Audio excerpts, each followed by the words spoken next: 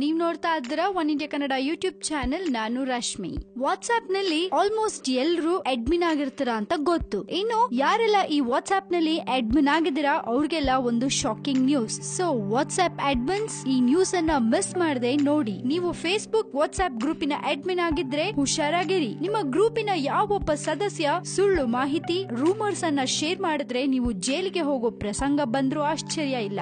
S, ಸಾಮಾಜಿಕ ಜಾಲತಾಣಗಳ ಮೂಲಕ ಗಲಭೆಗಳಿಗೆ ಪ್ರಚೋದನೆ ನೀಡುವಂತಹ ವಿಚಾರಗಳನ್ನ ಹಾಕುವವರ ವಿರುದ್ಧ ಕಠಿಣ ಕ್ರಮಗಳನ್ನ ಕೈಗೊಳ್ಳಲು ಉತ್ತರ ಪ್ರದೇಶದ ವಾರಣಾಸಿ ಜಿಲ್ಲೆಯ ಪೊಲೀಸರು ಮುಂದಾಗಿದ್ದಾರೆ. ಇನ್ನು ಈ ವಿಚಾರವಾಗಿ ವಾರಣಾಸಿಯ ಜಿಲ್ಲಾಧಿಕಾರಿ ಯೋಗೇಶ್ವರ್ ರಾಮ್ ಮಿಶ್ರಾ ಮತ್ತು ಜಿಲ್ಲಾ ಪೊಲೀಸ್ ವರಿಷ್ಠಾಧಿಕಾರಿ ನಿತಿನ್ ತಿವಾರಿ ಜಂಟಿ ಆದೇಶವನ್ನ ಹೊರಡಿಸಿದ್ದಾರೆ. ಈ ಆದೇಶದಲ್ಲಿ ಸಾಮಾಜಿಕ ಜಾಲತಾಣಗಳ ಮೂಲಕ ಸುಳ್ಳು ಸುದ್ದಿ ರೂಮರ್ಸ್ ಅನ್ನ ಹರಡಿದ್ರೆ ಆ ಗ್ರೂಪಿನ ಅಡ್ಮಿನ್ ಮೇಲೆ ಸೈಬರ್ ಕ್ರೈಮ್ ಕಾನೂನು ಮಾಹಿತಿ ತಂತ್ರಜ್ಞಾನ ಕಾಯ್ದೆಯ ಅಡಿಯಲ್ಲಿ ಎಫ್ಐಆರ್ ದಾಖಲಿಸಲಾಗುವುದು ಅಂತ ತಿಳಿಸಿದ್ದಾರೆ. ಸಾಮಾಜಿಕ ಜಾಲತಾಣದಲ್ಲಿ ಬಹಳಷ್ಟು ನ್ಯೂಸ್ ಹೆಸರಿನಲ್ಲಿ ಗ್ರೂಪ್ಗಳು ಕ್ರಿಯೇಟ್ ಆಗಿವೆ. ಆದರೆ ಈ ಗ್ರೂಪ್ಗಳಲ್ಲಿ ಸುಳ್ಳು ಸುದ್ದಿಗಳು ಪ್ರಕಟವಾಗ್ತದ್ದು ಕ್ರಾಸ್ ಚೆಕ್ ಮಾಡದೆ ಸುದ್ದಿಗಳನ್ನ ಶೇರ್ ಮಾಡ್ತಾ ಇರೋ ಹಿನ್ನೆಲೆಯಲ್ಲಿ ಈ ಕ್ರಮವನ್ನ ಕೈಗೊಳ್ಳಲು ಮುಂದಾಗಿದ್ದೇವೆ ಅಂತ ಜಿಲ್ಲಾಡಳಿತ ತಿಳಿಸಿದೆ. ಇನ್ನೊಂದೇನ್ ಗೊತ್ತಾ, ವಾಟ್ಸ್ಆಪ್ ನಲ್ಲಿ ಸ್ಮೈಲಿ ಕಳ್ಸಿದ್ರು ಬೀಳತ್ತೆ ಕೇಸ್.